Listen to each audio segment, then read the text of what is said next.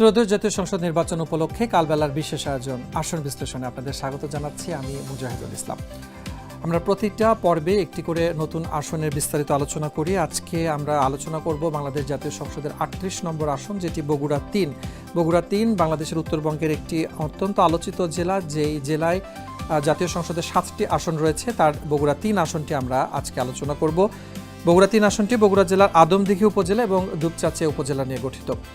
সর্বশেষ আপডেটকৃত যে তথ্য আছে যে ত্রয়োদশ জাতীয় সংসদ নির্বাচনে মোট কতজন ভোটার এবারে ভোট দিচ্ছেন সেটির পরিসংখ্যান আমরা দেখব।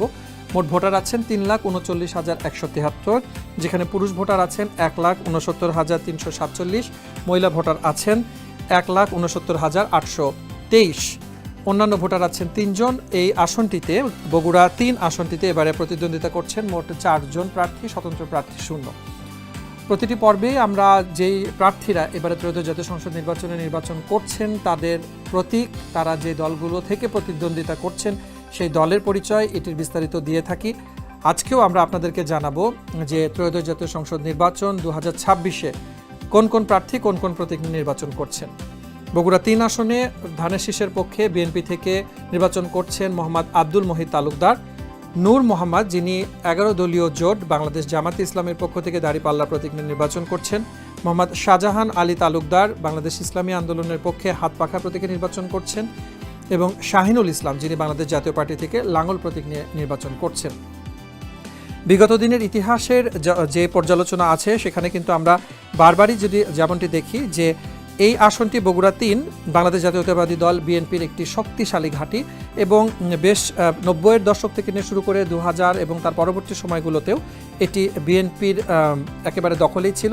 যদিও ১৯৯১ সালের নির্বাচন বলে যে এটি বিএনপির কাছে ছিল না, তখন এটি জাতীয় পার্টির একটি আসন ছিল। আমরা দেখে নিতে চাই এক নজরে ১৯৯১ থেকে ২০২৪ পর্যন্ত কি ফলাফল ছিল, যেখানে ২০২৪-এ মোহাম্মদ সাইফুল্লাহ আল মেহেদি স্বতন্ত্র প্রার্থী হিসেবে ট্রাকপ্রো থেকে নির্বাচিত হয়েছিলেন, তার প্রাপ্ত ভোট ৬৯,৭৫০। ২০১৮-তে অ্যাডভোকেট নুরুল ইসলাম তালুকদার জাতীয় পার্টি থেকে লাঙ্গল প্রতীক নিয়ে নির্বাচিত হয়েছিলেন, তার প্রাপ্ত ভোট ছিল ১,৫৭,৭৯২।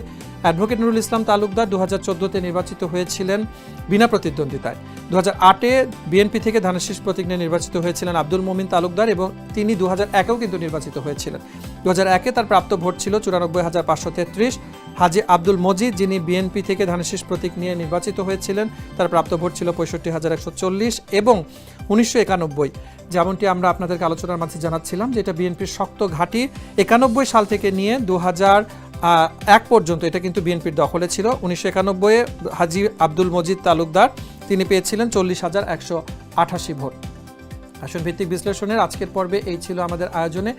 এবারের জাতীয় নির্বাচনে একই দিনে দুটি ভোট, গণভোট এবং সাধারণ নির্বাচন, সেক্ষেত্রে অতীতের সমস্ত ইতিহাস বদলে একটা নতুন ইতিহাসের জন্ম নিবে, তেমনটির দিকেই কিন্তু সারা দেশের জনগণের প্রত্যাশা আছে।